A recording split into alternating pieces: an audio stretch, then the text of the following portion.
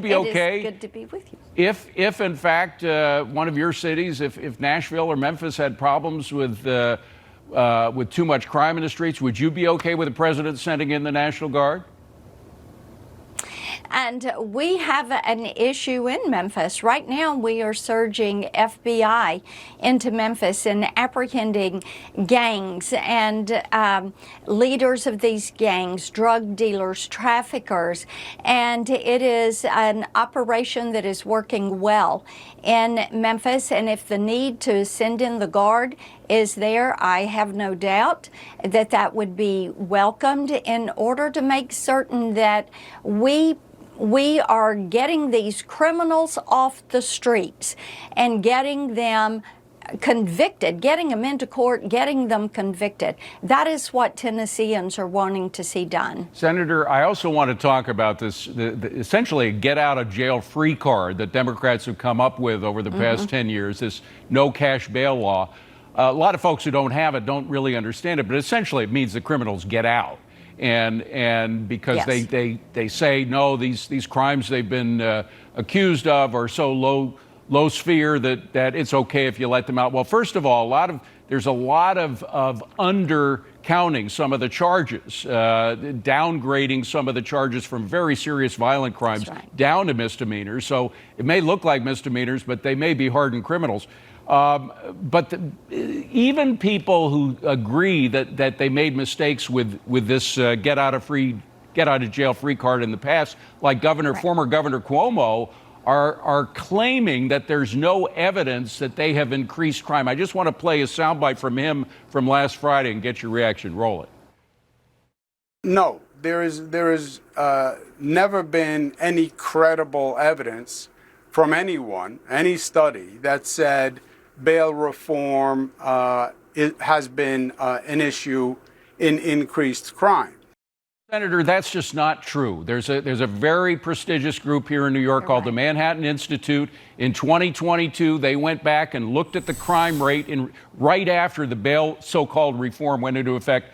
And I'm quoting from them, crimes went up 20% in the first 2.5 months after the bail reform took effect, increasing by double digits in the crimes for which judges could no longer set bail.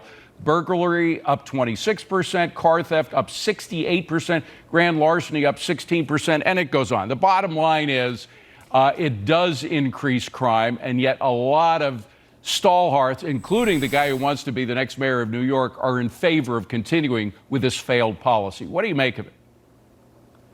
Well, it is a failed policy. You're exactly right. And you can look at the stats, or better yet, go talk to your local police chief or sheriff. They will tell you that cashless bail is a failure.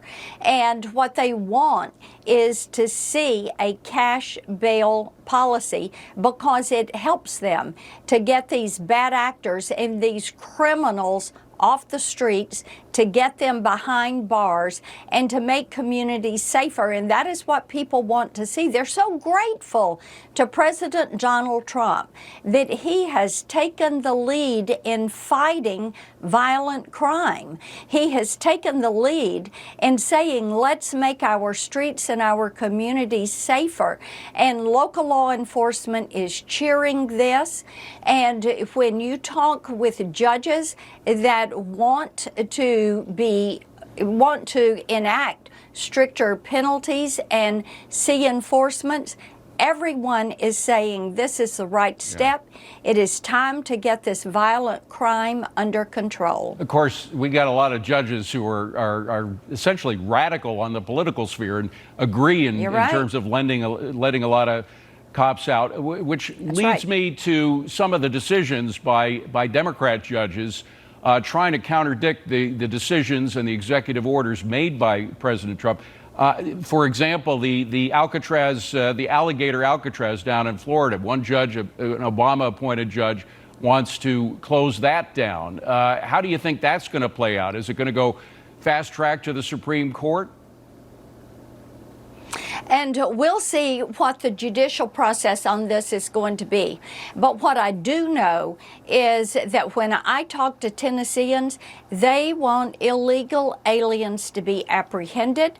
They want them to be removed from our community. I have not talked to one single person that wants an MS-13, a Tren de Aragua, a drug trafficker, a sex trafficker, a pedophile living in their neighborhood. They want these people picked up. And in Tennessee, we should do the volunteer vault. We should have a prison where these illegal aliens, we are going to keep them, hold them, and get them deported. Have ICE actually do their job, and thank goodness ICE is doing a great job. Yeah. Secretary Noem is doing a great job, and they know that President Trump is going to continue to support removing these illegal aliens and getting these crime stats to the point that people know their communities are safe. And thank goodness President Trump is showing what has happened in D.C.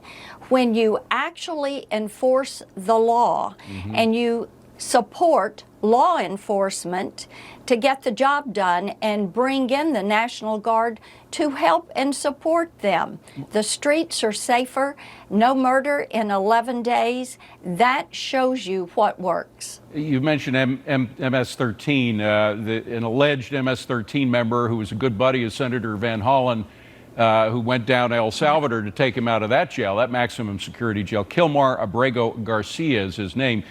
He's back from El Salvador, and now apparently there's a move by the administration. They want to send him away again, this time possibly to Uganda. Are you okay with that? He is not a Maryland man. He's a criminal man. And there was an order of deportation against him. He has trafficked human beings across the country. And thank goodness for the Tennessee Highway Patrol. They stopped him and wanted to arrest him. And the Biden DOJ, Biden ICE, said, let him go. So having him deported, absolutely, he should be deported. They should do it as quickly as they possibly can. All right, we got to leave it at that. Marsha Blackburn, wonderful to see you. Thank you so much for being here. I hope you're having a great summer. Thanks Very much. Coming up,